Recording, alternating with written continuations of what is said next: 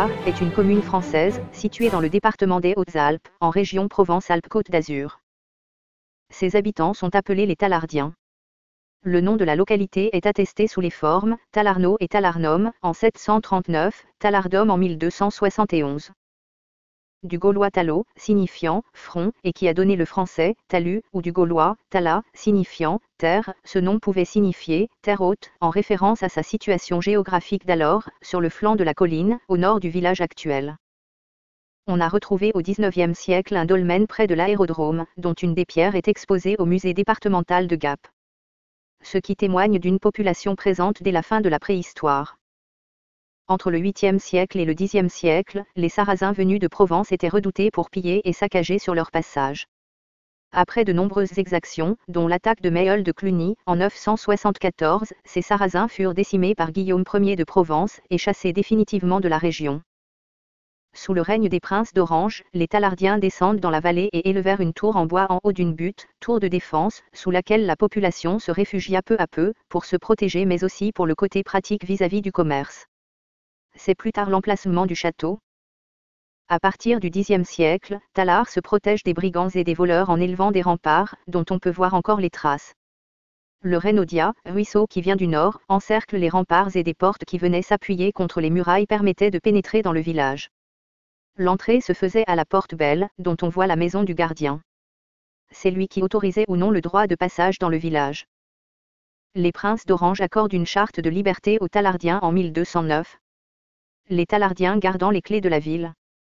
En 1215, Tiburge, veuve du prince d'Orange, et son neveu vendent tous les droits et la seigneurie de Tallard aux chevaliers de l'ordre de Saint-Jean de Jérusalem qui vont jouer un rôle de charité, combiné avec l'ordre militaire et religieux. Ils protègent les pèlerins et les voyageurs. Leur commanderie siège pendant 107 ans.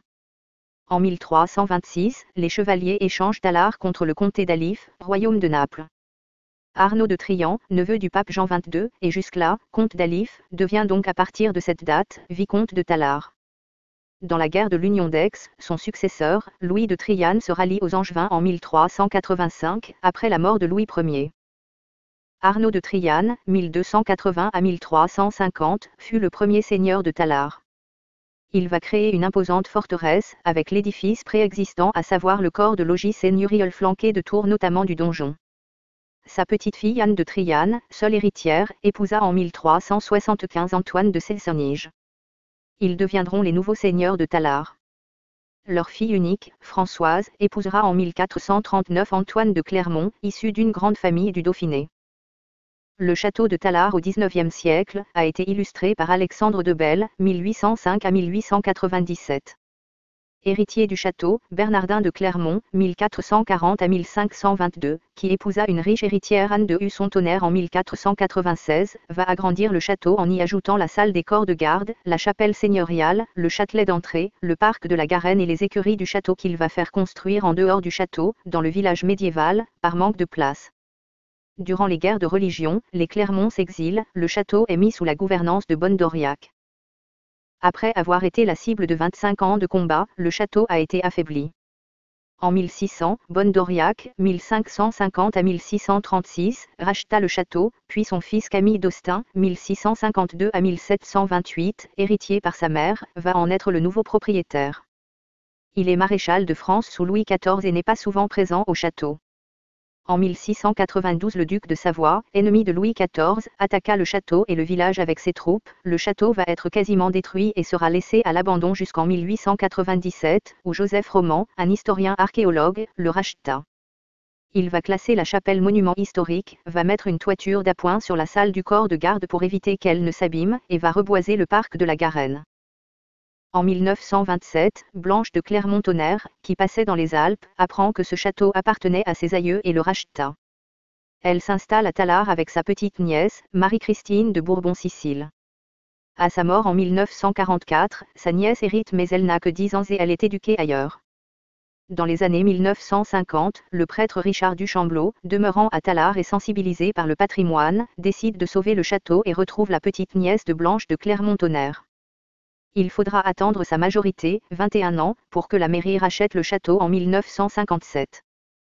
À partir du Xe siècle, des remparts défendent le village, ainsi que le ruisseau le Renaudia, ruisseau qui vient du nord. Des portes surmontées d'un pont-levis permettent de pénétrer au cœur de la cité médiévale. Un gardien autorisait ou non l'entrée. Après les guerres de religion, au XVIIe siècle, les entrées des maisons, qui s'appuyaient contre les murailles, s'ouvrent peu à peu. Des ouvertures sont pratiquées, d'abord à l'étage, puis au rez-de-chaussée, lorsque le ruisseau du Reynaudia, qui se jette encore dans la Durance, est recouvert d'une voûte. Autrefois, la Durance arrivait au pied du village de Tallard. Pour accéder à leurs terres, les paysans étaient obligés de traverser la Durance à l'aide d'un bac, tel qu'il en est attesté en 1291. Un autre est établi pour la desserte du hameau des Boulongeons à partir du bourg, pour 20 passages par jour, au XIXe siècle. Un passeur faisait traverser la rivière à la porte du Rance. À la Révolution française, on dévie le lit de la Durance pour accéder directement aux jardins, qui sont surnommés les Conquêtes. En 1860, le premier pont qui traverse la Durance est construit, mais il est emporté par la crue des 31 mai et 1er juin 1877. Dans le centre historique, les ruelles étaient très étroites, tellement étroites que l'on pouvait se faire passer des affaires en tendant une corde entre les fenêtres des maisons. Aujourd'hui encore on peut observer ce schéma dans le village. Dans certaines maisons, les caves communiquaient entre elles. C'était un moyen stratégique, en cas d'attaque, de se déplacer sans être vu en surface. La placette était la place principale du village. Elle y réunissait les commerces tels qu'un marchand de chaussures, une boucherie, 3 épiceries, une matelassière ou encore un ferblantier. Un puits était présent à l'entrée de la rue, on peut y voir ses vestiges depuis les caves. Il a été rebouché pour des raisons de sécurité et de circulation. À partir de 1960, le petit bourg perd de son intérêt et les commerces s'installent à l'extérieur des remparts sur l'esplanade. L'ancienne mairie du village se situait au bout de la placette, à l'angle de la rue Chevalerie et de rue du Mazel, qui abritait les triperies. En raison des odeurs nauséabondes et du manque de place, la mairie est déplacée en 1912 dans les locaux actuels de la Poste. Cette maison fut appelée « La Couronne », la mairie occupant les locaux du premier étage et la justice de paix le rez-de-chaussée. La mairie est ensuite déplacée en 1980, sur la place Charles de Gaulle, à l'ancien emplacement de l'école communale. L'évolution du nombre d'habitants est connue à travers les recensements de la population effectués dans la commune depuis 1793. À partir de 2006, les populations légales des communes sont publiées annuellement par l'INSEE. Le recensement repose désormais sur une collecte d'informations annuelles, concernant successivement tous les territoires communaux au cours d'une période de 5 ans. Pour les communes de moins de 10 000 habitants, une enquête de recensement portant sur toute la population est réalisée tous les 5 ans, les populations légales des années intermédiaires étant quant à elles estimées par interpolation ou extrapolation. Pour la commune, le premier recensement exhaustif entrant dans le cadre du nouveau dispositif a été réalisé en 2004.